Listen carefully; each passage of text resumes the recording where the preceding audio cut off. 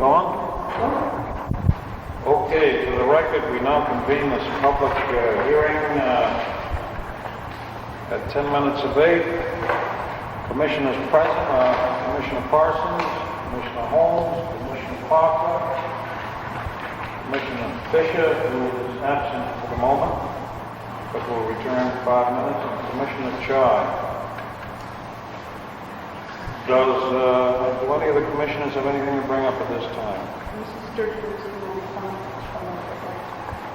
one more thing. The 3 o'clock meeting tomorrow. 3 o'clock meeting tomorrow with Barbara and Commission officer. Any other points to be brought up? If not, the meeting is open to the public. The purpose of this meeting is to solicit from the public any and all comments, suggestions, and recommendations as they relate to the draft of the charter which was prepared by this commission and has just been released. And with that, if we do have anyone who would like to be heard on this subject, the floor is open for that purpose.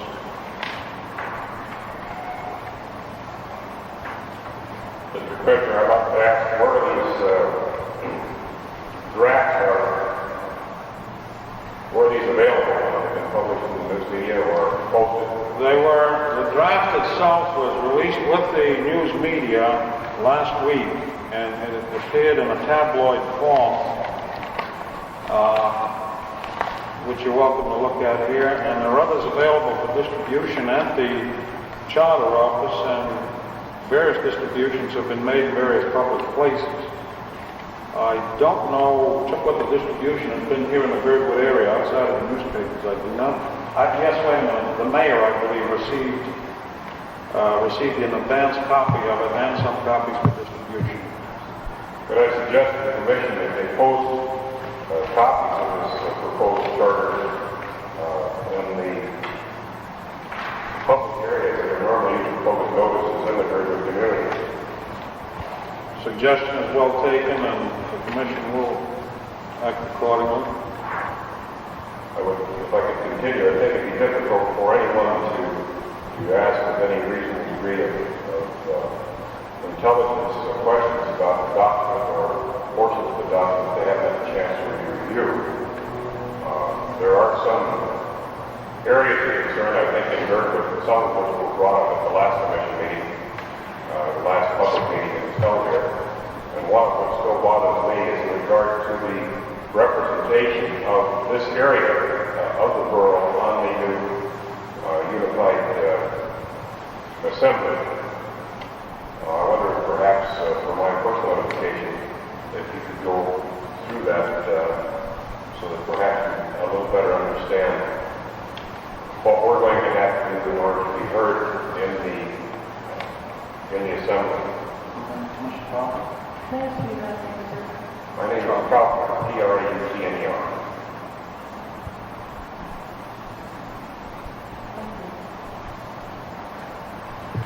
The commission deliberated on this subject for quite a while. We had a choice of single-member district versus multi-member district. And we had a public opinion survey which was taken by a professional group. And the survey was analyzed in great depth to try and arrive at what we felt was a position that would be one that would be expressive of the general public as to how they want the representation. After much analysis and looking at the closeness of how the polling stacked up by these surveys, the commission voted in favor of a multi-member districting as far as representation is concerned. Now, this appears in the draft, and that is not to say that it is not open to change. Certainly after we conclude these public hearings, if the preponderance of testimony that appears at these public hearings does not favor a multi-member district arrangement for representation, certainly the commission is quite prepared. And mind you, the charter you're looking at right now is just a draft. It's not a final charter. The Commission is quite prepared when they arrive at the final charter to adjudicate its position and change if necessary, if that's what the public wants. If there's any commissioner want to add to that? Yes, as far as the voice that you down here would have in the new government, since we must adhere, no matter what form we have, to the one man, one vote idea, unless we had a huge representative body, legislative body, even with single-member districts, you could not have your own one representative until you have a greater population in this area relative to the Anchorage goal. However, we've tried to put in the charter a vehicle for a greater voice from areas such as yours and Eagle River through the community councils. And the way we've written the community councils into the charter, it allows for an actual negotiation between the legislative body and a community council for sharing of rights and powers and supervising of services, such that if there's a service in this area that you would like to provide, say a refuse service, that you would like to supervise for your own area and set up and run, you could negotiate with the legislative body and they could allow you the right, the power to do that for your own area. I think that the community councils can be a vehicle by which areas such as yours can actually have a great deal of concrete say in what you can do, so long as it's something that doesn't have very wide ramifications, so long as it's something that has to do with your area. And it can be advisory in things that do affect your area and maybe also have area-wide significance. See, this is one of the problems people who live in the Girdwood community have, and I'm certain that many of the people in the Eagle River Chugach community have, because we, of course, liken our position much to theirs. We have the nucleus of the populated area, being the Anchorage Bowl, commanding or decreeing the development and the restrictions, the uses of the lands that surround your property and dwellings, the services that are provided. An example is that we feel it difficult to understand why how the people that sit on the the Borough Assembly can speak with really any understanding of what the problems are down there in relationship to our sewer program, or what our feelings are in regard to what our ideas. And when I say our, I'm speaking now as, let me speak as a resident of the Girdwood Valley rather than a resident of the city of Girdwood, which is a first-class city. How can the people that sit on the Borough Assembly speak with any degree of intelligence in regard to what we want and would like to see develop here, controlled here, when there are members of the Borough Assembly that have never been here? Could you Physically. Right now, the Parks and Recreation, I find it difficult to see how a group with a very white park power, I'd be a little reluctant. Matter of fact, I might vehemently oppose someone sitting 40 miles from me telling me that everything within close proximity to where I live is going to be a park. Or there's going to be a 100-unit apartment house up there, and I have no say about it because my community council doesn't have a vote. They may be acting advisory capacity, but they cannot say no, you cannot build there, or no, you cannot build that unit there, or no, you cannot create a zone that would prohibit that type of building. So what you're doing is restricting from these small communities. Again, from a legal status, the city of Girdwood has the same status as the city of Anchorage in the eyes of the law. And yet you're stripping all government powers from that city and the surrounding community by going to unified government, if you're going to look at it on the basis of one man, one vote. And I don't think that that's fair. I think that I think that you're the Charter Commission is overlooking something, if they feel that the community council is going to be able to step in and take up that gap, because it will not. What would be your recommendation to achieve what you're saying? Well, there's several options. One is this area could join the Chugach River area, and it's pursue the withdrawing from the Anchorage Bowl wants to command itself, and let it command itself, let it restrict its activities to the Anchorage Bowl, and not trying to gobble up everything within an hour's drive to Anchorage. I don't think that's the answer to it. I don't think withdrawing from petitioning to withdraw from the organized borough or going into a non-organized borough such as Kenai or filling the Whittier Valley East portion is the answer. It may be a better solution than we have now, or we may have as a result of this unification if it proceeds as you currently suggest the charter be drawn. Because it certainly it does not give us representation. You've got 20 miles of solid rock between you and your seat of government. You can't expect that government to come to where the problems of the people are. The only place the city of Anchorage has got to grow for recreation is south. It's not up the mountain or out at the inlet, it's south. It means that we're going to draw it down here. We're going to get the development down here. We think we should have some say in how that development goes. And if the people do come here, of course, we would like to have some means of control of those people. We see them now on weekends, 2,000, 3,000 strong. Yet our population during the rest of the week will be anywhere from 250 to maybe 500 people. But we are saddled with providing the services, even at this time. Yet, if you take away our only right to control these services, what are we going to do? Is the borough going to establish an office down here so that we can go in when we have a problem, when we have to get in our car and drive 45 miles to the borough? What happens if we don't have a car? A lot of the population that you have here doesn't have wheels.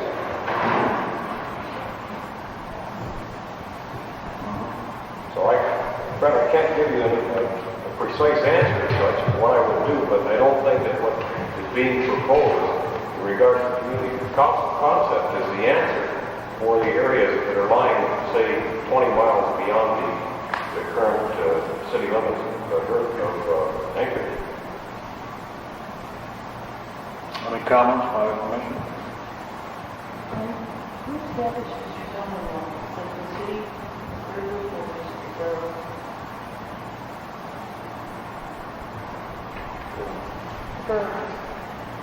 The borough. This is the thing about the borough setup, is that anything that's going to be done area-wide has to be by law done by the borough or taken away from the cities within the borough. And so the trend under the present situation without unification would be for more things to be taken from you as a city and given to the borough.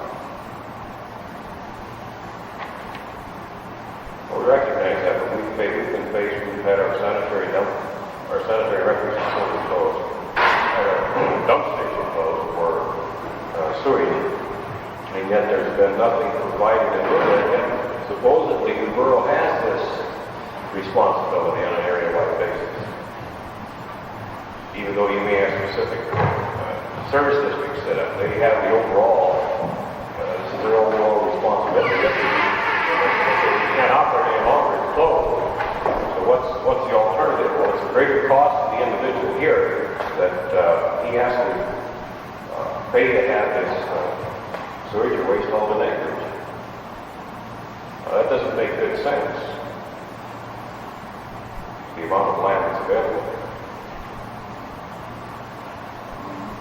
But I think that as far as the commission is concerned, I think probably one suggestion I'd like to make to the commissioners who are here tonight is that someplace within that charter, within that structure of government, that there be, and I hate to use the term, Fred, but a satellite office of the borough located. In other words, required by charter that an located within the community. Well, do you want to operate your community concept out of there, or that's where you want people to pay their dog license fees? That's up to you. Well, the only trouble is just having an office of the borough here, I don't think will achieve what you want, because everything you want has to be legislated. And it still comes right back to representation and what the assembly does. I mean, the assembly passes the laws and the ordinances and the resolutions and all that, and the borough office just acts on it. So just having a borough office down here, collect fees and all that, I don't think will achieve what you're saying. It still comes back to representation. Yes, sir. I'm Bob Burson. I am concerned about the same thing that John has talked about.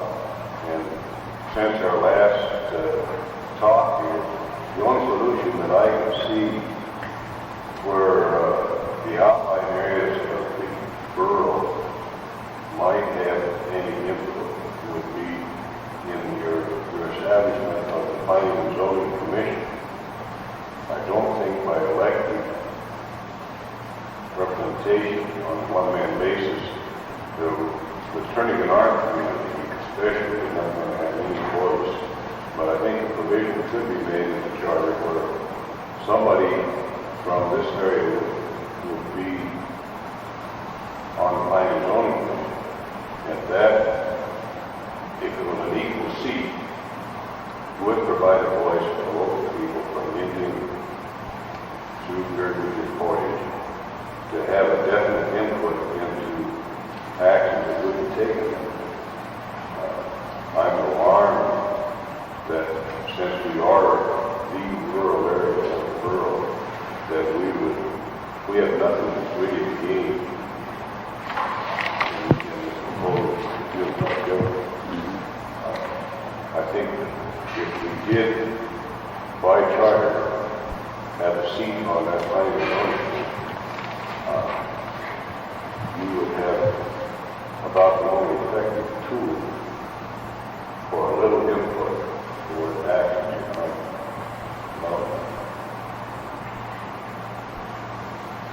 Points taken.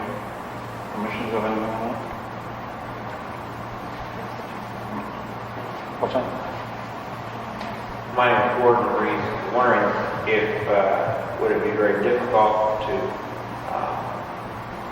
briefly cover the things that are now in the charter that would benefit a community like Girdwood. In other words, what are our benefits for being swept in? What do we gain? Such things that would be in a positive thing for people who might live here. Undoubtedly, as something gets bigger, it costs more. So we probably gain higher taxes. Well, I wouldn't think of that type of thing. I think of what type of positive things would be actually benefit. Or are we faced in a situation where we're going to go, and when we do go, it's going to cost us more. We're not going to get as much as we have now. Well, as a commission, we've tried to write a charter that we hope would take care of the majority. And unfortunately, you can't sit down and isolate each individual case and try to write something for that case. So we've had to take the best of everything and look at all the communities, including Girdwood, and try to give them an equal share of the goodies that would could come out of a charter. I don't think you're gonna cure everything with the charter. I don't think you're gonna satisfy every community with it. Each one's gonna find some fault with it. But we've tried to take the best of everything and just apply it across the borough and see what would come out. Commissioner Fisher? I don't think there's any goodies in the charter. Let's get back to what we're doing here with this charter. Really what we're doing is eliminating both of the present governments. Unfortunately, we're also eliminating the city of Girdwood, which is a disadvantage to this area. There's a certain local autonomy that powers, as I understand, the city are limited. But basically, there's other than that one thing, there's really no change. And the only advantage is an advantage shared with everyone, in that we would hope that we'll get a lot more responsive and inexpensive government if we get the two together, the city and the borough. You're saying then by having it bigger, that it'll be less expensive? Yeah, would stand reason. If you eliminate one legislative group of people with all the staff they may have, and you eliminate one administrative head with his sub-officers,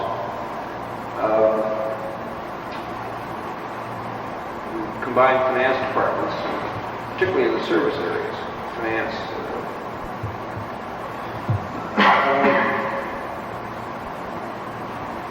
So you would, To some extent, public works. you would look at it as a dollar and cents thing, but we'd be saving money. Yeah, I think that's what everyone shares. No, I agree with Mr. Gordon. I don't think we're going to save much money at all, frankly. I just don't think maybe the cost of government will grow quite as quick. I think it'll be less confusing to people that there is one seat of government, not have to apply either living in the city for some things, the borough for something. Hopefully, it'll be one partner and great department, not two. I really don't think we're going to save that much money. Well, let me correct it a little bit. I don't think we're going to save that much money either, but we are going to save some. And we aren't going to cost them. I don't think we're going to spend a lot more, let's put it that way. And who knows, with the boom kind of economy that we have going now, whether you'll see a decrease in the mill rate, or, as Juneau has found through their consolidated government, an increase in the mill rate, but not as dramatic an increase as they would have had as they maintained their separate governments. Juneau has found that it actually has slowed down the rise in cost of government. And I would expect a similar thing here. Is there a possibility that within the charter, as you propose, understand if I call the newscast this evening correctly, that the charter calls that the commission or that the assembly will meet twice, minimum of twice monthly, right?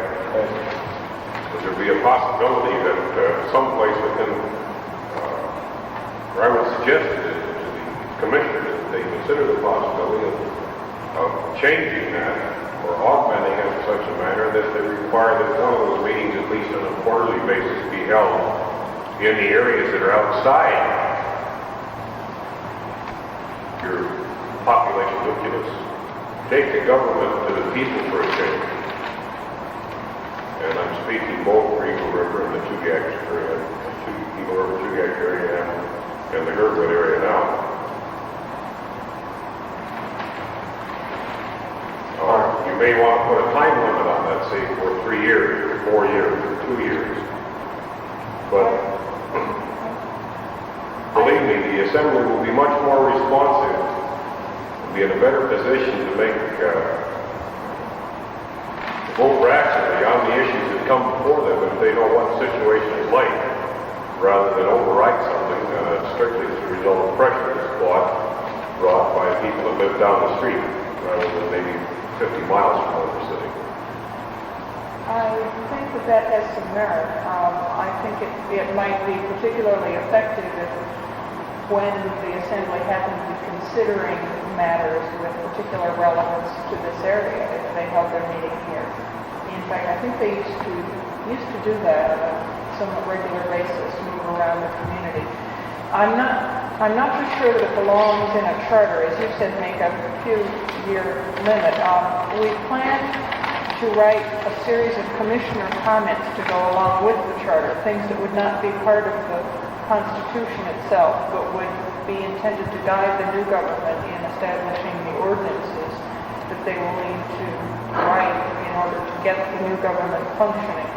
And perhaps in the commissioner comments that go along with the section on meetings, we would write in that we would encourage the new government to adopt an ordinance allowing or requiring a certain number of meetings to be held at different locations throughout the area. I think that might fit in what you're suggesting.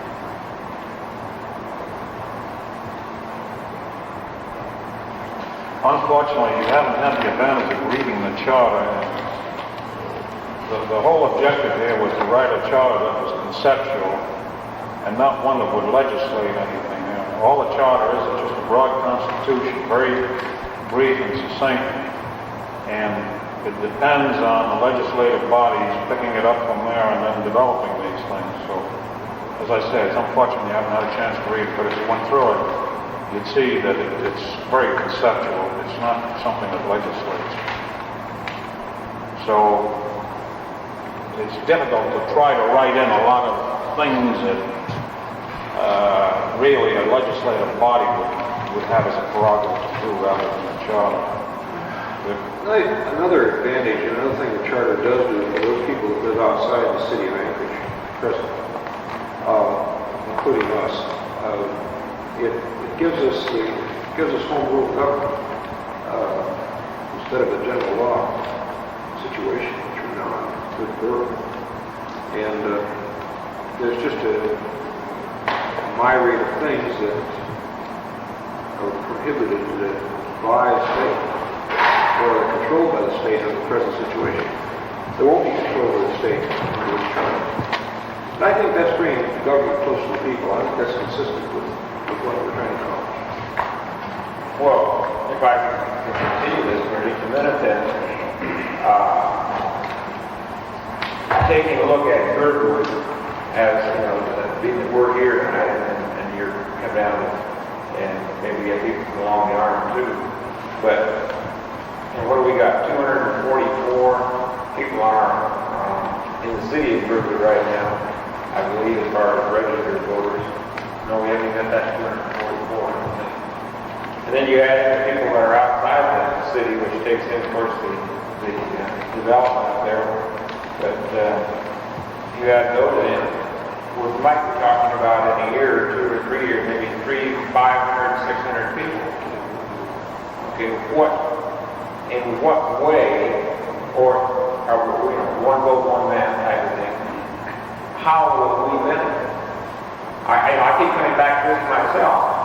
You folks are writing something that's going to help all people, but it doesn't happen to help Girdwood, as I see it. Other than the general help that I'm indicating, as far as being home rule, as far as what savings that may occur, as far as what efficiencies may be brought about. And those are things we share with everyone in the area. At the same time, what harm is there? I mean, that's the other side of the coin. I think one of the things that points up the difficulties that we have in our area being remote from Anchorage, but being part of it, is the public TV that just came here. The whole Anchorage area has public TV, except that if we want it down here, we dig up about $15,000 to $18,000.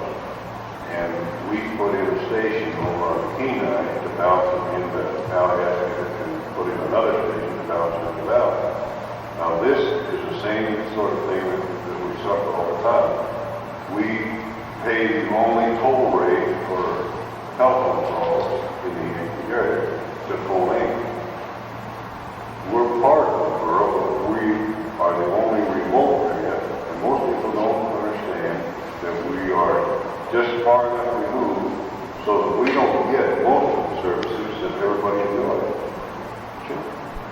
Bob, it's not fair to lay that off on us or the... No, I'm not talking about the charter commission. Yeah, I mean, city of Anchorage, it's just a physical fact. It's a fact of life, but that isn't going to change with the positive adoption of the charter, or the adoption of the charter, or either way. And that's, in fact, you've got a better chance at equalizing that telephone situation with the adoption of the charter, because the new government, in fact, will own the telephone utility.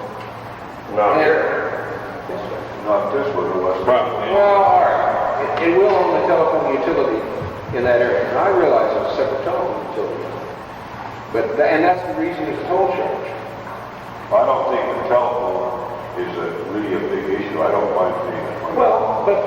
Mayor, if I I may answer your question on the toll, I happen to be a little familiar with it. Because I am a farmer. The long-distance carrier is the one that invokes the quarter that you have to pay to call Anchorage. Were it not for the long-distance carrier, the local company here could link up with the local company in the borough and make that toll-free. But it is it's a long-distance rate that you're paying. You're considered a toll area here. Well, I wasn't criticizing the toll rate, and I don't criticize the fact that we have to expend our own efforts and money to try to get a TV signal down here. A lot of people don't like TV down here, and a lot of people enjoy it. But I think it was just trying to point out the fact that we are strictly removed from the Anchorage Triangle. And this, like Gordon and John pointed out, we don't see that we will get any benefits. And we are just concerned that we don't really get dominated so much that it will not be attractive later. Commissioner I Froning? have a question on that, if I may. The only thought that I've had since we were down here listening to folks before that I think might help you, and this is a suggestion that I have not talked over with the rest of the Charter Commission. It is one that I have thought of that might give you folks protection, and it might give the folks north of the bases protection. If we could put in the charter that any area-wide service that was voted upon would not apply to these areas unless within those areas also it had a majority vote, which would allow you not to be included if you did not really feel that you were getting the service. The present charter does have a protection in there, though, that was not in under the borough that I'd like to point out to you. You all got copies of the charter with you? Didn't you folks bring extra copies with you? I have to apologize. I looked in the office today for the extra copies. Our secretary is out of town today, and I could not find the extra copies. We have a couple with us, and we can make available to you during this week. We'll send some copies down. Well, I'd like to have you to, when you get the copy, to look at the service area. Now, this service area proposal that is in here has greater protection for you than the service area proposal, or the service area method that is in use in the borough precedent. I'd like to read it since I'm going to have to find it first. I have to take it with me. Yeah, here we are. Got here the service area. It says that the service area is established to provide and finance special services to a Which specific section area. is that? 1103. I thought you said the second one. Yes, it is B. I thought you meant that. Excuse me. But I want to read from the first because they don't have the charters all of them in hand. The service area is established to provide and finance special services to a specific area by means of a uniform tax levied within the area. The Assembly, by ordinance, shall adopt procedures for creating, altering, abolishing, and operating service areas. But now C says that a service area may be created, altered, or abolished only with the approval of a majority of those voting on the question within the area affected, or with the written consent of the owners of all real property within the area affected. In other words, if the Assembly created a service area and it got voted on, and it was a larger area than you folks, there's nothing to stop you in this from forming an area that wanted to get out and going to be borough and saying this area wants to have a vote to see if they want to get out. Now, you don't have that protection presently. I would consider it more protection if I were you, if I got that other phrase in there that I was talking about. But I don't know whether I can carry that sort of an idea with the Charter Commission. But if you folks think it would be a protection to say that those areas south of Potter Creek would not be included in a new service area unless the area south of Potter Creek voted to be included, then I would broach the subject with the Charter Commission and see whether we could have enough votes that we carry to get it into the charter. You don't have to broach it with us, you're still one of the commissioners. Yeah. But if you folks think it would be a protection, I would see if we could get that sort of thing. Why wouldn't we just stay out in the first place and have the option to vote in? Because it may be, as at present, that the new legislative body will be able to create a service area, which means that it could be gerrymandered to their designs. But if we also had in there that any vote area-wide or any vote for service that included the areas south of Potter Creek and north of the bases would not apply to those areas unless within those areas themselves it passed with a majority. Would you consider that a protection? Did you want to be brief? No, I want to ask Mary a question. How long do we de-annex from a service area? What do I do? You have, right now, with this, the first move that I would make if I wanted to be de-annexed from a service area, I would try to get up a petition in the area and go to the assembly and say, I have so many signing my petition requesting that this certain area be de-annexed out of the service area. Would you put it on the ballot to see if this area really 50% or more want out?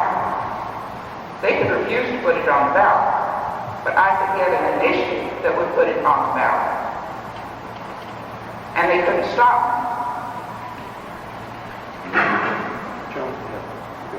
But it would take over a year to do that way, you see, by initiative. What's the attitude, Rouse? People feel badly about the city of Greenwood being as a city, as an act. Is that a real problem? Well, I think that's the crucial question, because that obviously is the disadvantage. I have with mixed feelings because we're having some problems now.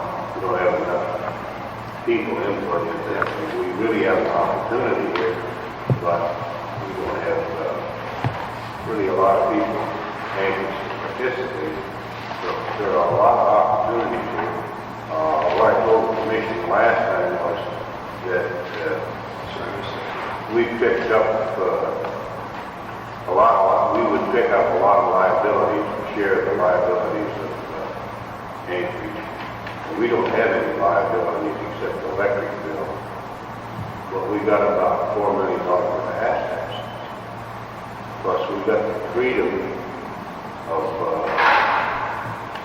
real man-to-man input. You know, if we get 5 people in the city council that can dominate the meeting, they get a real input. My concern is when you get a large unified government, and I don't know if I would even agree in the Anchorage Triangle itself that one body would be more effective in representing the people, because we have 2 bodies now that represent, say, half the population. As an individual going to the borough assembly, you still are a minor concern to that assembly unless you represent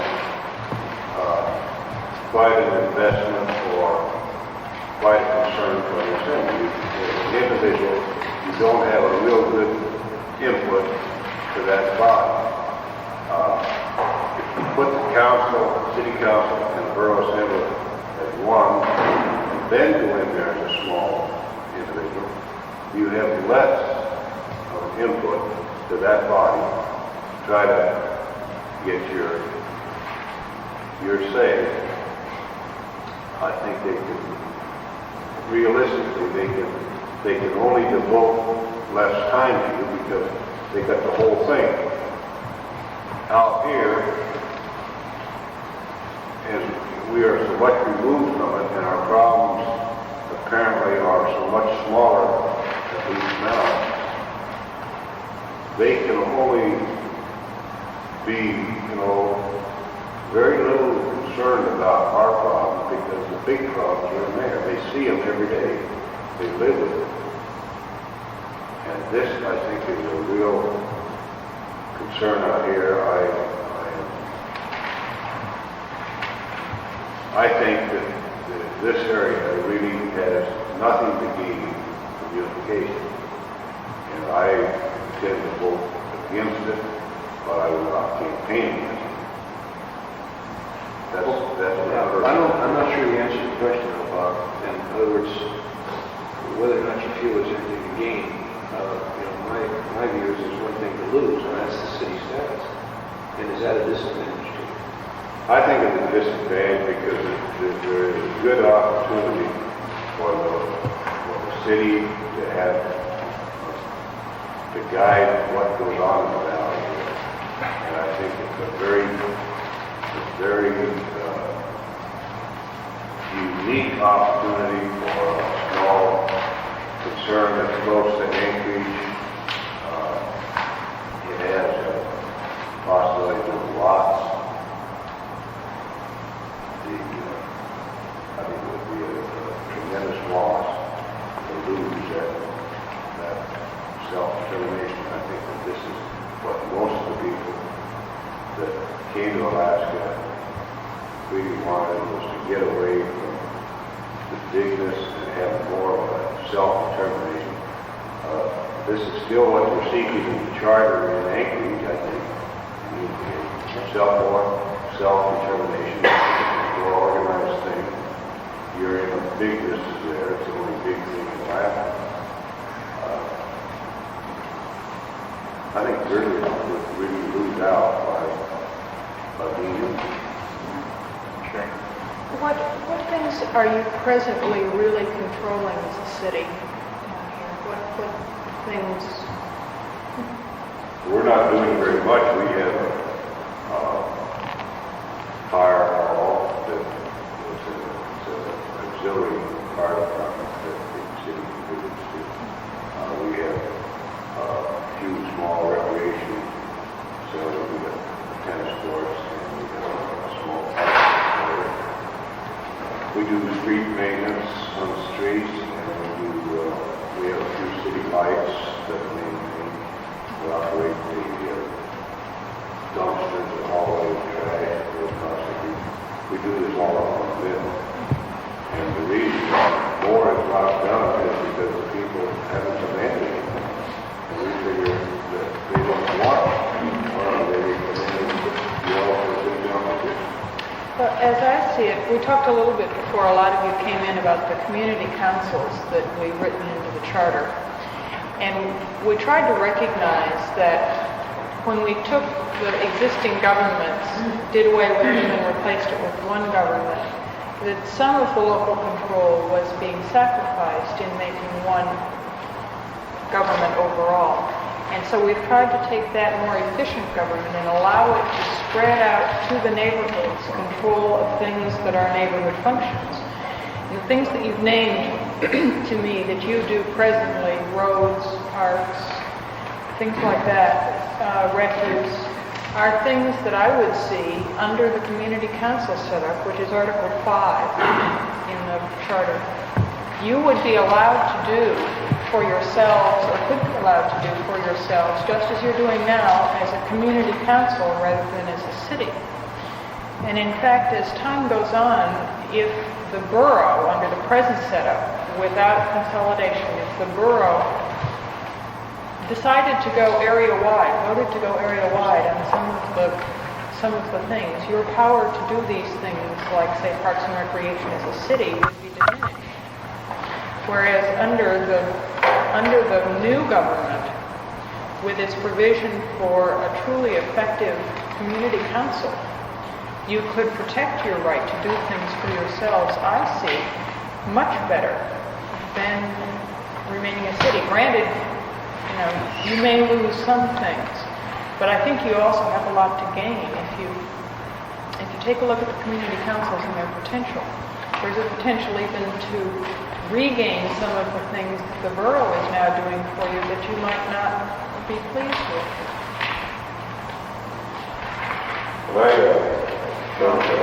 Yeah, right on. I'd like to call it, but I don't hear last name. Holmes. Sherry Holmes. Holmes. This is John Cobb talking to the reverend. I'd like to maybe review Article 5 again, where it says community councils may be established. This is your feeling about the power that these community councils or the assistant community councils are going to provide. And I'm very strongly suggest that this group consider changing that to shall as it falls throughout the rest of that particular article, of course, most of the body of the text. In other words, this is to be the constitution from today until the future for the new borough, and make it shall rather than may. Make it a mandate that these community councils be established. Well, there are two different kinds of mays that are in a charter, and one is where it's just possible to do something, and another is a may which really means shall. And I think this word may in 501, the first part of the community council thing, really does mean, if you take it in context with everything else in the article, if you consider over here under establishment, the assembly by ordinance shall provide for the establishment, duties, and functions of community councils. There are community councils. Any fear on the part of the commission that the new government would not have community councils. I think that it's important to look at 502 powers, which says that the legislative body shall provide for the procedure. Then 503 says they shall provide for the establishment and duties. The may part refers to, in other words, nobody's going to mandate that you have a community council. But if the procedures are there, it would allow for you to have a community council. And it has to be between you and the government. But the procedures mandatorily have to be established. Well, I'd much rather have a city than a community council. I mean, I can't take a community council and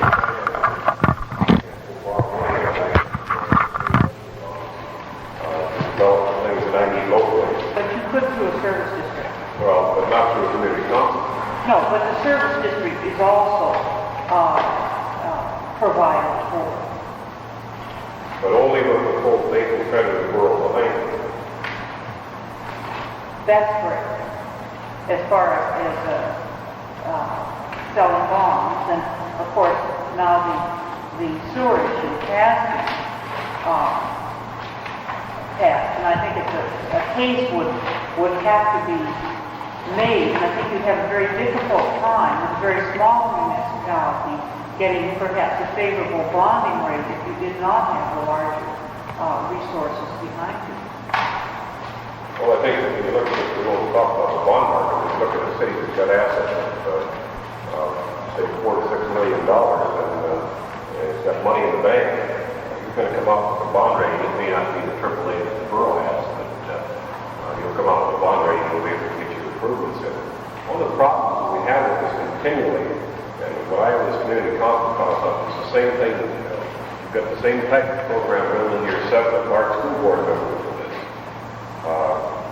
You're sitting in one of the borough school buildings now, which originally was part of the state operating school system. We contribute probably $250,000 a year in taxes to the borough school district. And yet we have to send our children for 2 hours a day each way into town and back, because we can't have a school building here large enough to accommodate the upper grades. There's sufficient number of children.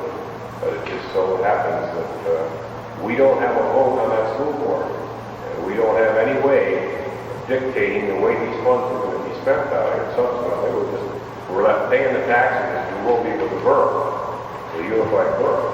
There's an interesting thing, not actually that situation would, of course, remain the same under unified government as it is now.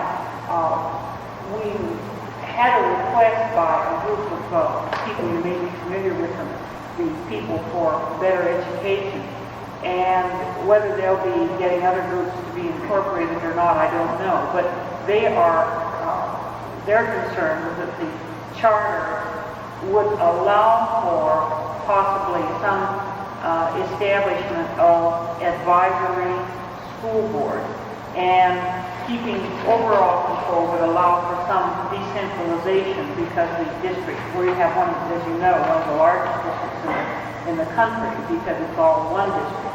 And we feel that nothing in the charter would prohibit, say, in the future, a trend toward or moving to advisory boards in some way.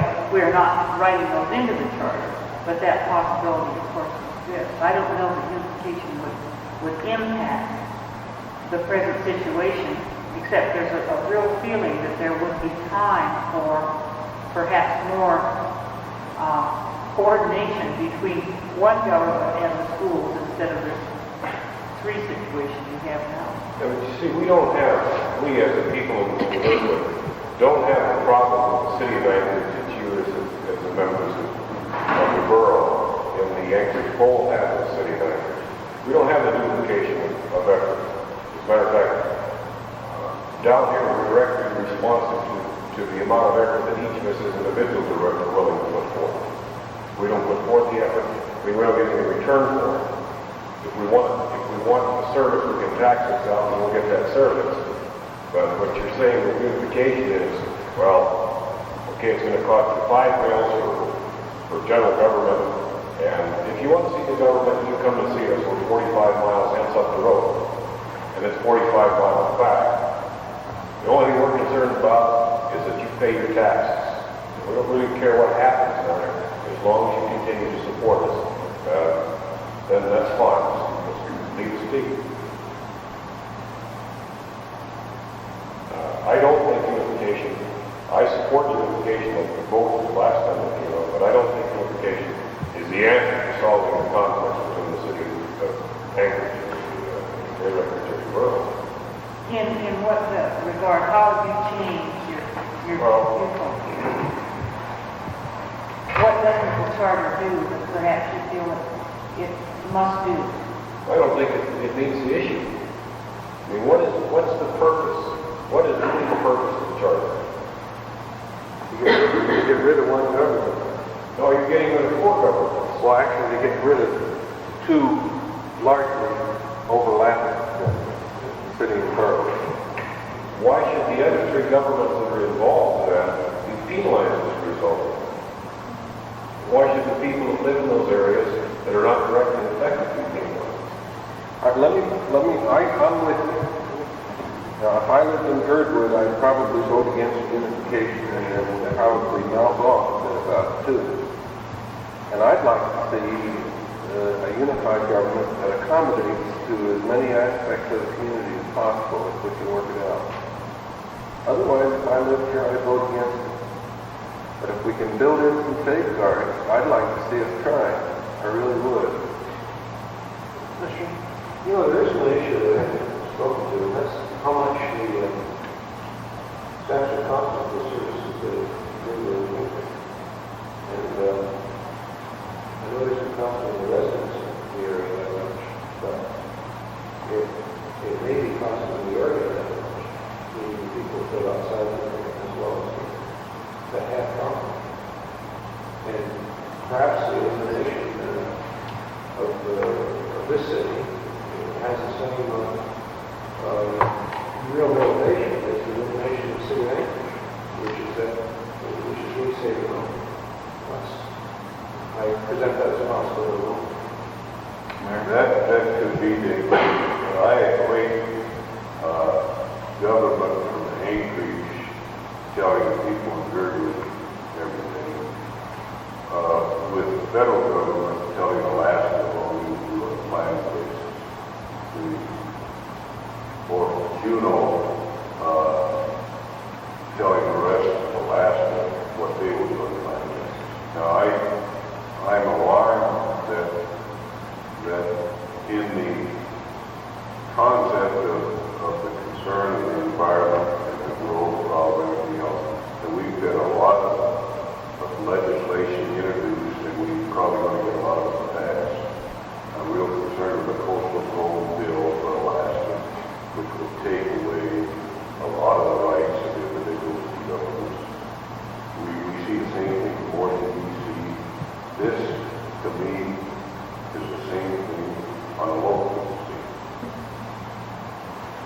I don't know what the answer is, but this is really my concern from our.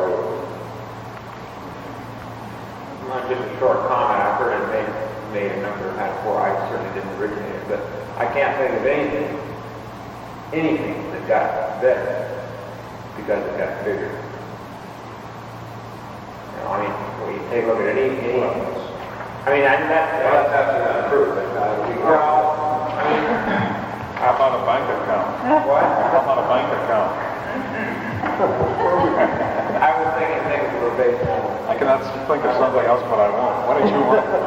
What did you want to say? I wanted to go back to this idea of federal control over the state and state control over the localities. We're presently, as an Anchorage borough, being controlled in a lot of what we do by the state. There are lots of things state law dictates. Title 29 says how a lot of things in local government shall be done under a charter government. That control is removed and the charter fills in where the state law used to govern us. And so in that respect, the charter government brings the control more directly down to the local level rather than having the control remain Juneau. So from your point of view, where you are controlled by things that the borough does, the Anchorage borough does to you, and the borough is controlled by what Juneau does to them, the charter government for this area would bring the control directly to where you could make personal contact with the people affecting your area. Yeah, but the reason we have that limitation in the borough government, as the people have said, we do not want to give the power, unlimited power, to that governing body. You are a second-class borough by the people's choice. Now, they may want to remove that at this time. I don't believe it. Well, the question is not whether there will be no control, but where the control originates. And if the charter government, a lot of the control originates in the charter. That's where you impose the control. And so we have a terrific opportunity now to make it a government that's responsive to you, an opportunity that does not exist if you have to go to Juneau to make the government responsive. I think it's very important to note that, in terms of the second class vote, that we do provide for the extension of services only to both the people, which is currently the present way. We are not giving that power to the legislative body. Very, very clearly spelled out. And I think very clearly spelled out in the financial section, the taxation, the right of people to vote, for instance, on sales tax issues, that we're recognizing the status quo in many areas. I think those where people have been very concerned about saying, I want to have some say. That's probably the most important thing to inform the people about. I think you're correct. I think that is. And although the former charter, believe it or not, spoke to that issue, it was not, I think, understood completely. that it would require, but wasn't that ridiculous? No, I don't think so. I mean, I don't always understand, not the same as the church. Yeah, it is the same, right, but I don't think it wasn't. I don't know if it's gonna be this time. Well, that's sort of. Mr. Chairman? Yes. I've got a legal thing. I'd like, yeah, sure, I was gonna say, anyone else? I'd like to ask you, how's that going to affect our subdivision?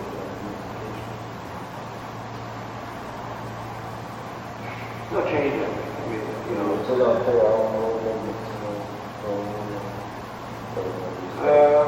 yeah, it could become a service area. Probably more, well, no, but I don't think it could change. Basically.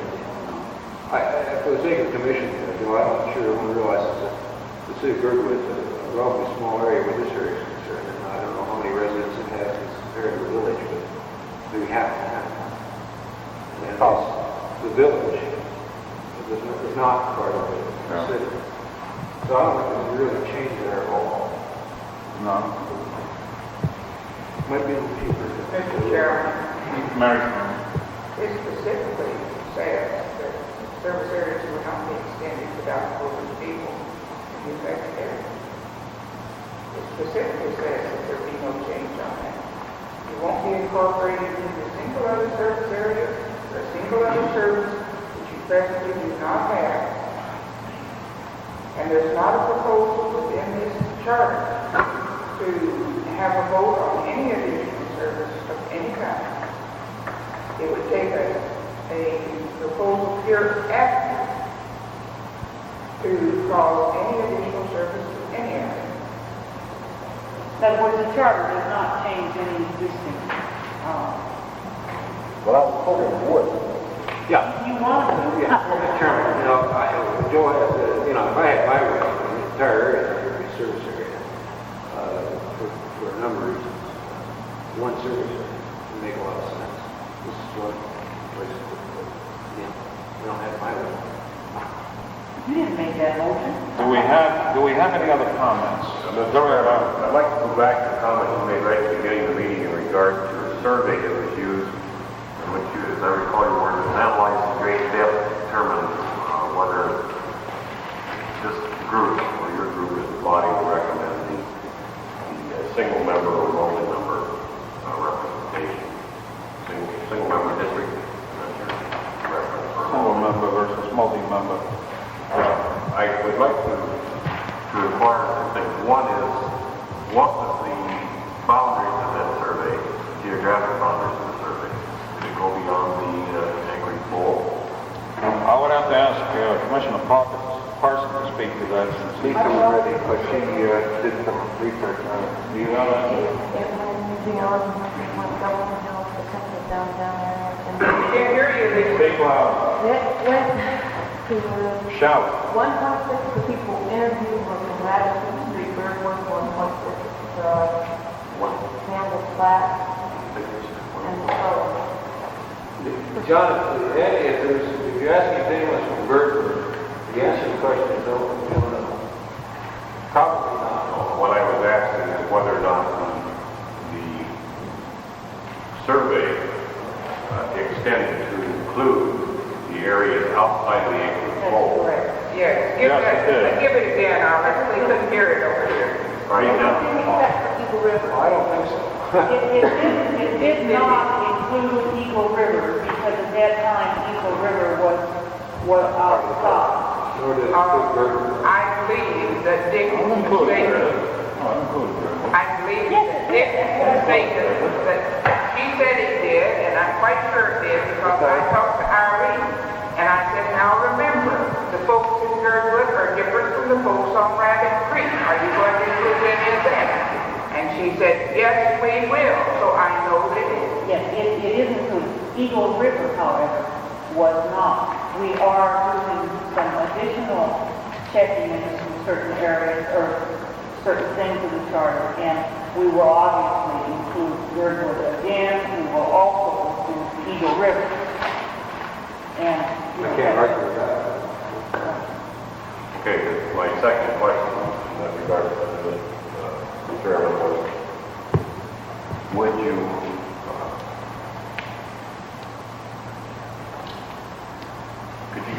not why you chose to recommend a multi-member rather than a single member.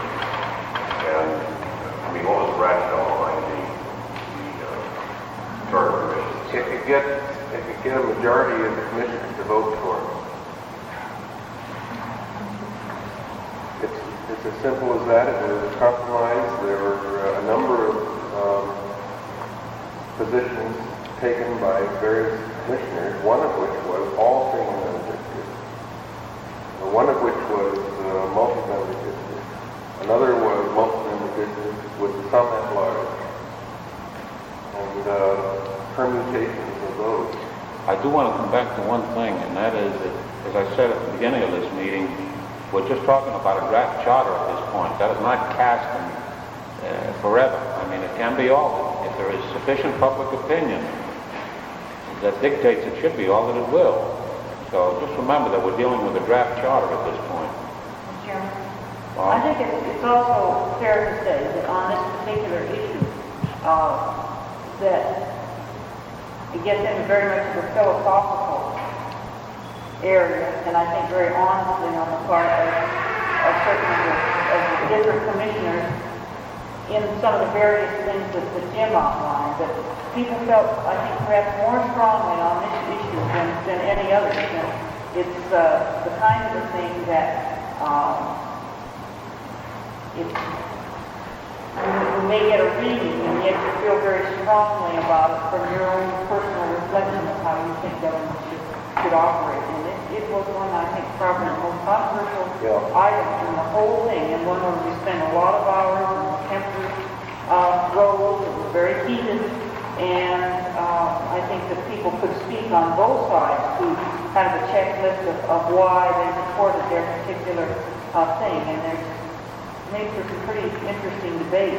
I think there is a feeling that if there were to be a change possibly to single-member districts, that they felt perhaps the term should be possibly shortened from 3 years to 2. That's just one of the possibilities was thrown out. Okay, you talked about the multi-member district concept, yet in the draft you don't propose what these districts are. Is that an oversight, or is it something you're going to leave up to the... You want me to put on that? Yeah, go ahead. The Borough Assembly has declared itself malapportioned as of the Supreme Court ruling on the Eagle River area. And it's going to be, because of course that increases their back end, and that's going to change the boundary line. There's going to, under state law, it requires that the reapportionment map go to the voters.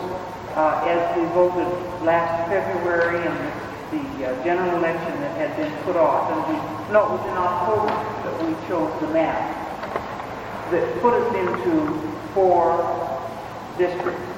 We are now going to have drafted a new reapportionment map that will go to the voters. We don't know at this point just how the Assembly is going to handle it. They may give the voters a choice of a single-member district, a multi-member district, or possibly some other type of approach. The Charter Commission has not made the final decision as to whether they will use the same ballot, say, that the Borough Assembly does, and say incorporate in the charter what the results are of the reapportionment that the Borough Assembly brings forward. That decision has not been made. What I'm really saying is the map has not yet been drawn. When it is drawn, it will have to go before the voters. At this point, we do not know whether you'll have just one map to vote on, whether you'll have 2, or some other combination. Does that explain it? Mr. Chairman, Mary? You very carefully explained it, and I'd like to add one thing. The Charter Commission did request the Assembly to prepare 2 maps. One was a multi-man district, and one was a single-man district.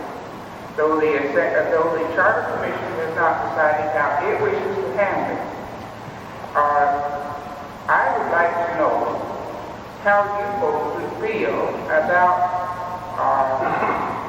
the charter separating the idea of proportionment out of it and leaving that up to the voters to decide. And I have been told that it would be possible to put both of those proposals, the single-man district and the multiple-man district, on ballot and allow the people to decide that question directly by voting on it. Does the idea of separating it from the charter and having a choice on the ballot appeal to you folks? In other words, the other map was included right in the charter, but at that time, they had a much different situation. The former charter, they had 6 members outside from sections and the 5 members from the city, of course, came from the city council. Where we had talked originally, before Eagle River, possibly just accepting for the present time the apportionment that's now in effect. But obviously, once we got Eagle River, why that was no longer could be done. One of the problems with single member districts in this regard is that to get the river population to be equitable, I think they figured would require somewhere near 20. No. Let them have 15 to have a separate representative for Eagle River. It still involved, of course,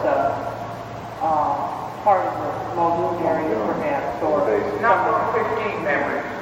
no, I think it was 13 members it would take to get a separate member to get Eagle River, I believe, Jim.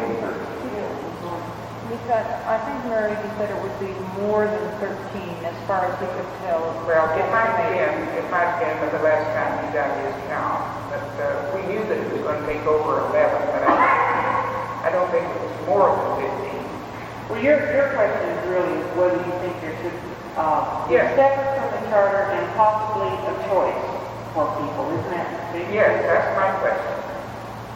Well, if I might answer that, anything that you can give the people so that they can at least make the choice, as far as I'm concerned, personally, is to step in the right direction. In other words, rather than saying, do you want to vote on something like this, yes or no, I like to see at least some alternatives given out to people from my own point of view, more choices than just yes or no. This is at least starts to break it down a little bit. We looked at the possibility of doing this on several issues, and we found that it might be possible when it came to the districting to do this. But if we did that with, say, the executive, it affected too many places in the charter. It would be much more confusing if you did that the type of legislative mayor arrangement. I think one of the reasons that some people on the charter voted to let it go the way it is it would be less confusing to change it. To let it stay at this point and let the succeeding government, if they wish to change it, do so, which is available to them in the charter, the mechanism to change the method of apportionment. I think there are people on the charter who decided to go along with this so that it would not be a controversial issue and let the charter get passed. And, there are some people who are willing to let it go just for the first draft to see how people react to it and may reevaluate and change. There's certainly a lot of valid reasons on both sides. There's no doubt that many people feel the idea of having their assembly person is good. They have one that is responsive, that will know their area. There are those on the, I'm surprised our friends at the Anchorage Times haven't come out crusading. They have always favored the area-wide and the feeling that no one should represent one part, you should represent the whole. And that really has been the philosophy, I think, with the school board in being area-wide.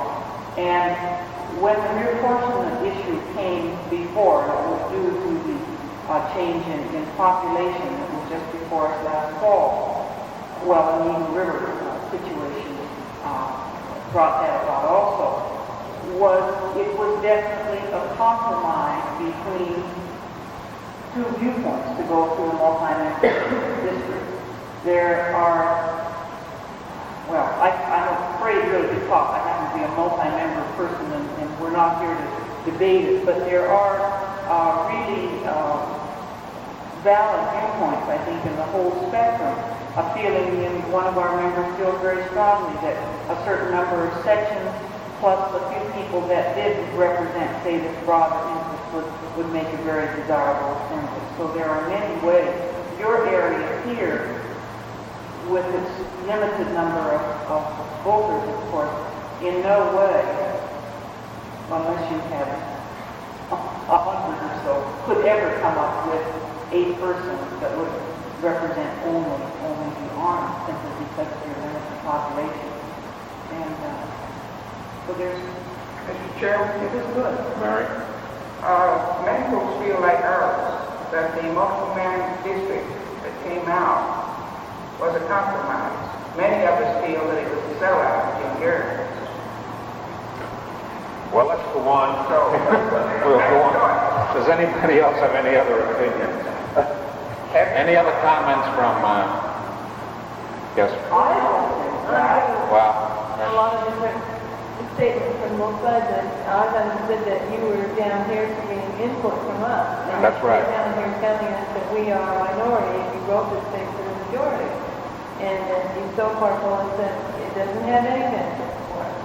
Now, it would seem to me that if you're interested in having us in your unified government and you're interested in doing something for us, that you might start looking at a minority instead of writing totally for the right of the charter, totally for the majority.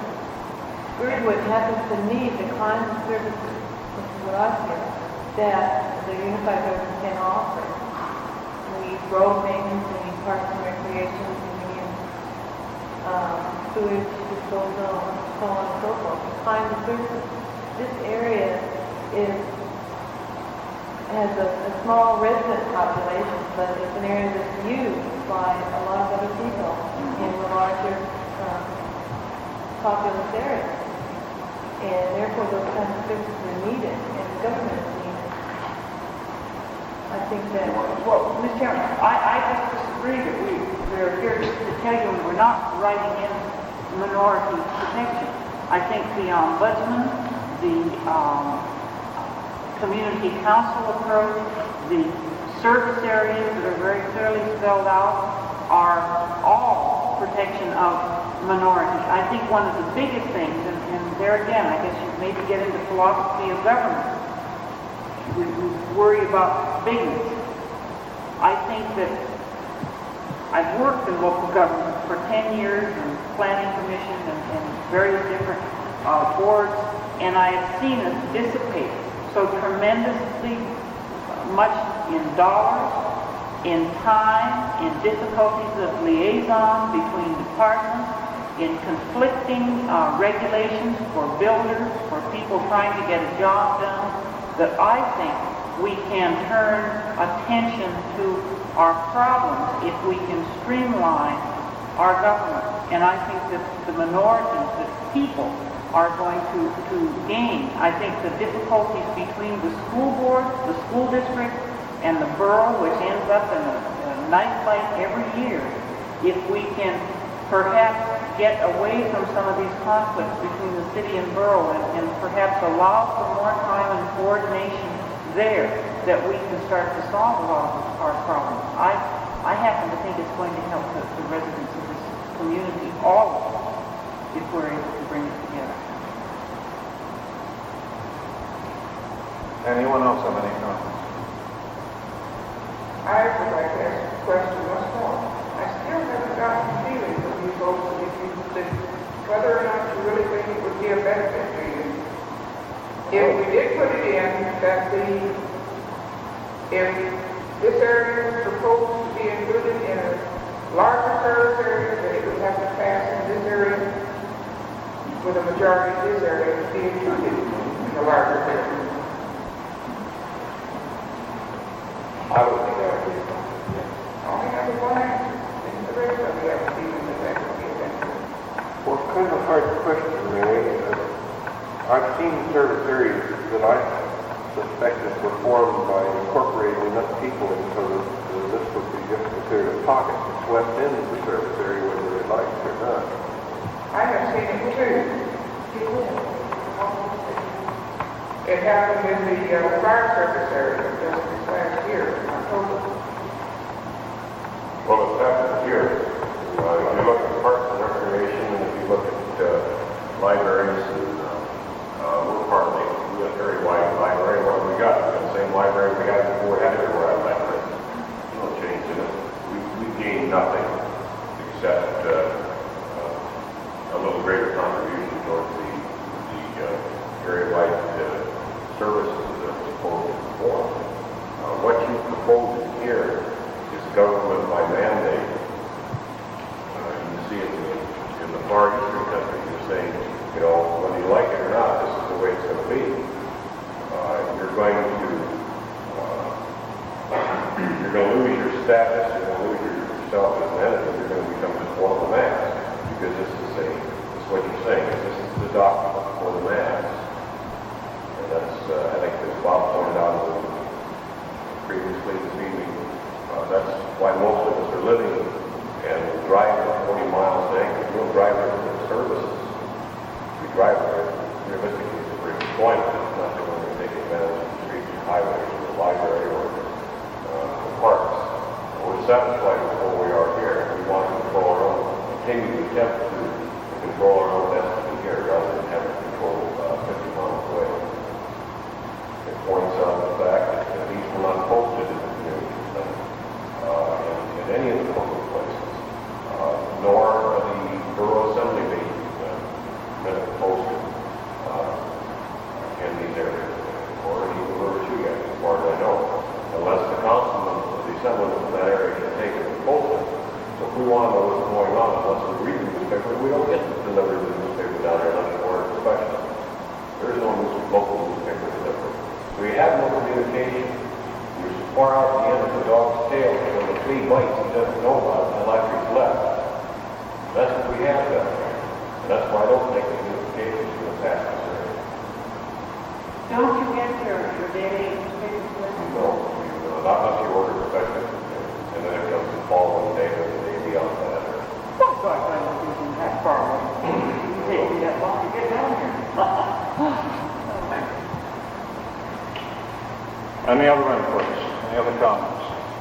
I'd like to go on the record that What is your name?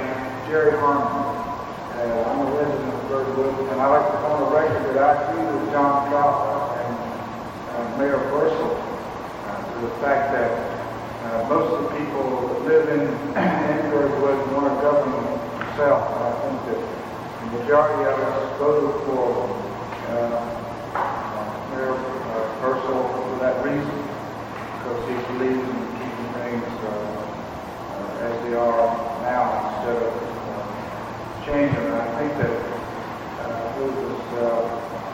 Dick Bishop said that something about this money or the cost or whatever would be spread over a large area. Well, what's going to happen is they're going to take 250 people living year-round in the Birdwood area, and they're going to, when you start spreading money this way, cost and one thing or other, then we're not going to benefit for it. We're going to start paying taxes, and it's going to cost us more. If you take what we've got and spread it that way, it doesn't make a hill of beans either, because it's not going to amount to anything as far as money-wise, or what's going to happen. The people in Birdwood are going to lose their government, what they have, their self-government, and then we're going to be forced to do what Yankees for Mr. Chairman, I hope you're mistaken. I can see nothing about Birdwood or the area south of Potter Creek that in any way will hurt the folks north of Potter Creek if they govern themselves almost completely and totally. And I can see no reason why the majority of the things that you're doing for yourself, if not every single thing that you're doing for yourself right now, would not be granted back by the new legislative body through the community council method. Though it is not the method you're familiar with, though it doesn't have some of the safeguards that the first-class city has, if I understood our laws are right, we cannot include in the charter that you may be considered to be a first-class city. Does that give you any satisfaction? I don't blame you one way before. I mean, that's fair enough. If we vote for, the right way to probably do this would be, if we wanted to join this Anchorage Borough, then the vote should come up in Girdwood, and the Girdwood residents should vote on it. And if we don't want to be joined, then we shouldn't have to join. That should be the end of it. And if we get a majority vote, if the majority says it's voted in, then we vote it in. If the majority doesn't vote it in, then you people just kind of back off. I hate to tell you this, but it is a peculiarity of state law that, under the Unification Act, that it has to pass in first-class city, so you're thrown in with Big Brother. That's what happened to And then pass in the areas outside the city. So you are included, or would be included, with the vote of the city. So we have to go along with what the borough. Correct. Well, with what City of Anchorage. I think I was probably next to the last guy that voted in the last election in Girdwood. I think I was the 100th voter on the list. And 100 votes out of the Girdwood area doesn't really stand up to, unless it's a militia vote, where you just stand up and start throwing a lot at people when it comes down. But you've got 2,000, 3,000, or 30,000 votes. You can throw them in and it's gone. No, I Unless John Fowler, we all look towards him because he does get up and say what he thinks. And most of us, or Mayor Burstall or some of us. Any other comments? One thing I see as a big disadvantage for the city of Girdwood is right now we have good assets that with proper management, the city could provide several services in the future with no additional cost. Tax-wise for the city. If unification takes place, these assets become borough property. And is there any type of guarantee that these assets will be used only in this area? I think you'll find that 29 speaks to how this is going to be handled.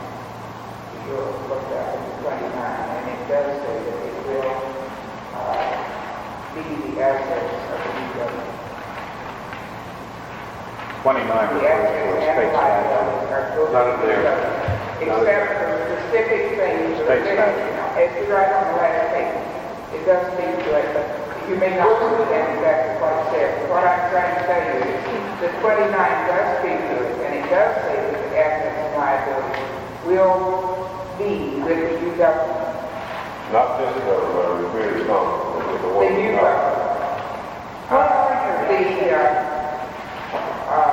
The certain one will not be spread, it does say. We've got several acres of choice land in the valley. It's not dedicated parkland, is that correct? the borough has their land, and they make a park like this, it's not owned by the city. The land, the land picture in the Anchorage Borough is the only, essentially the only land available for selection is in the River Valley. The city has selected its 10% basically. 10%, and we have fee title to 300 acres, and we have a second selection that hasn't been included.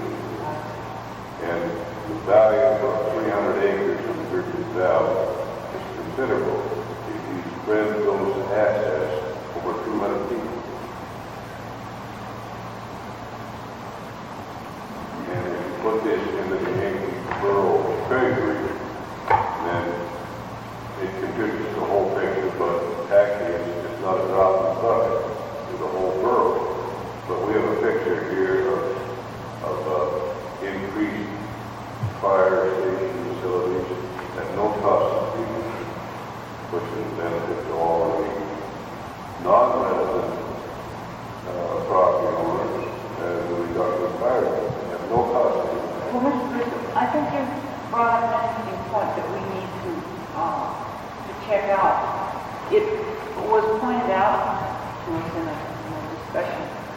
today, that last section that you're referring to, that the assets and liabilities, although they would go in title to the borough, would still be held at the benefit of the various service areas. And when we're talking about doing away with an entity such as the city, I think we definitely need to check that, and I'm glad the issue came up to find out whether those would in fact just go into the general pot, because you do have a legal entity, although you're not ongoing in a service area. We need to check that. Maybe you know Mr. that. Chairman, I believe that we spoke with somewhere within the charter that former cities would be considered as a former service area. And I think that it does mean that what she's saying, that though the title does go to the new government, that it does not prevent it from being held by the new government in the name of the service area. And we are back against that. So we can't really strictly answer to recognize legally. Today we did not have a lawyer with us, and this is brought up. But there looks like a possibility that it would be held in so many words for you as an asset. But I'm not darn sure. Well, we can check it We're out. going to check it out.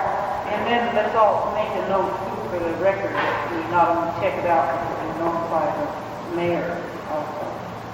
I would like to also ask if the charter commission has looked in and what the plans are on land selections for the new borough.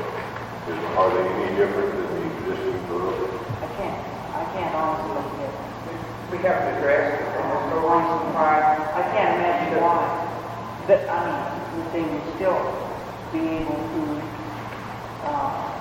secure the 10%. They would stand in the position of being able to carry through. Is that your question? Well, I think when you say this, that there is a feeling in the division of land where I work that the borough may have selected their 10%. Now, the current borough may have selected their 10%. Essentially, the only land available to select within this valley. There's more land than the city can select. Mr. Chairman, I think I can answer this. When the Greater Anchorage Area Borough was formed, it included many acres that were taken from it for a state park. The state park still is within the Anchorage Code. The Anchorage Borough contends that we still have those acres, and that we did not select those acres as the borough's acres. Therefore, we have acres to select yet in Girdwood and other places. The state contends that our actual acreage has been reduced so that 10% of what's left is all we get. So you see there's a deep contention between the Department of Lands and the borough over what 10% we're speaking about. Whether we're taking 10% of the total borough like the access, or whether by the fact that the Trugat State Park was subtracted out of the Greater Anchorage Area Borough, that the 10% was also subtracted out that would have covered the state park.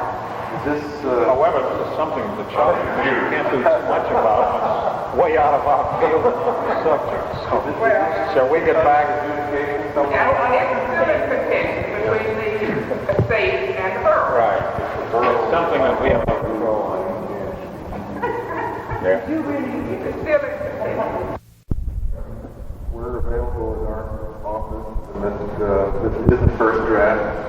I would like to add to that, Jim, that we certainly want to get as many copies down here as we can. And on the back of the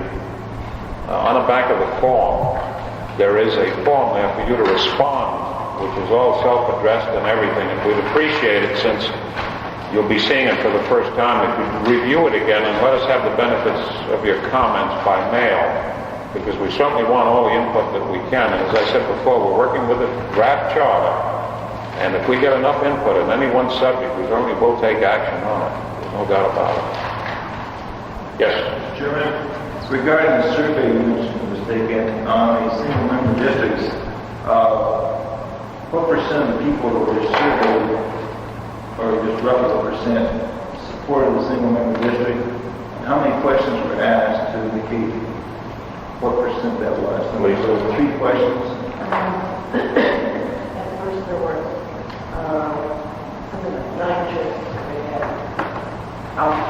Here's single-member districts, but almost 37% of the people who were users, 3 people that were users. And the next one on the list was single-member district plus a large, which was 1.1. Then was single-member district where people they live in an area, but they go to work with them, but hopefully that was the next one, and then at large and then multi. And then there was other combination which I don't know.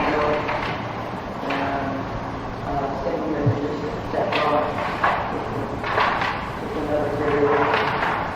Then it was broken down, and there was a callback done on whether people were given a choice of whether they wanted 12 one-member districts or 4 two-member districts, and neither of them know how long their terms be stuff. Of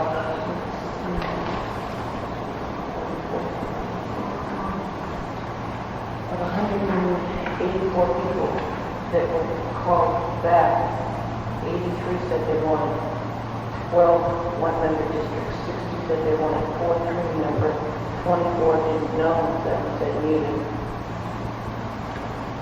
So of the 184, about 80 supported single-member districts.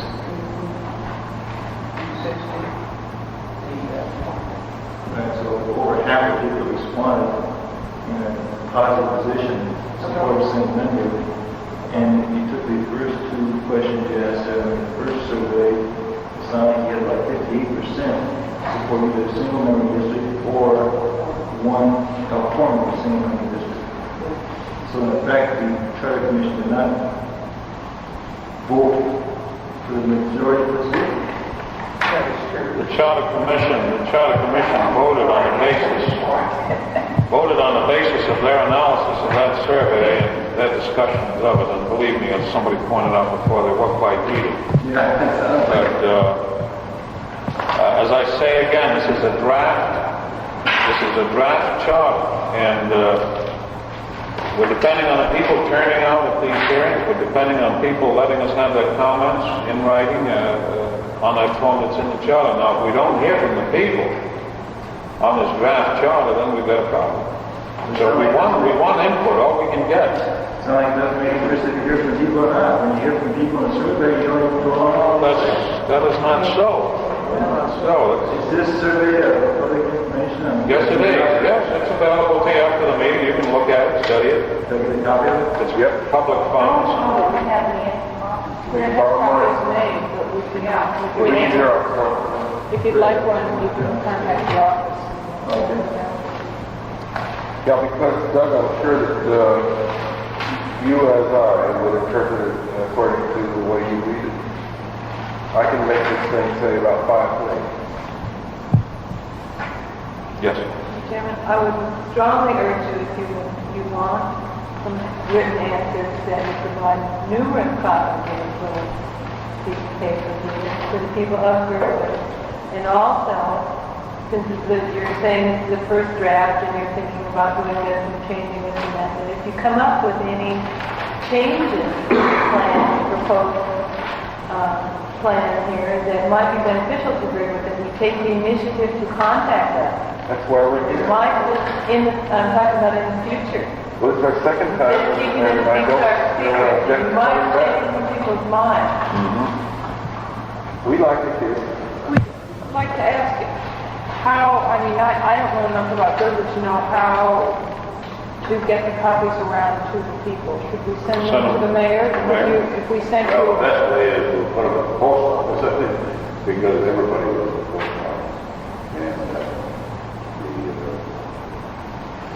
if you want to send them to me, I'll take them there. I can pick them up in town. Pick them up to charter office. You know, that's what got it to the office. Could we do that? Could you pick them up at the charter office? That way we don't have to depend on mails or anything else. your dollars to send them down to you. Save some money. Cost you. You'll get the bill. Are there any other comments? Any other comments by the commission members? Thank you all If not, very much. thank you for being with us, and the meeting stands adjourned.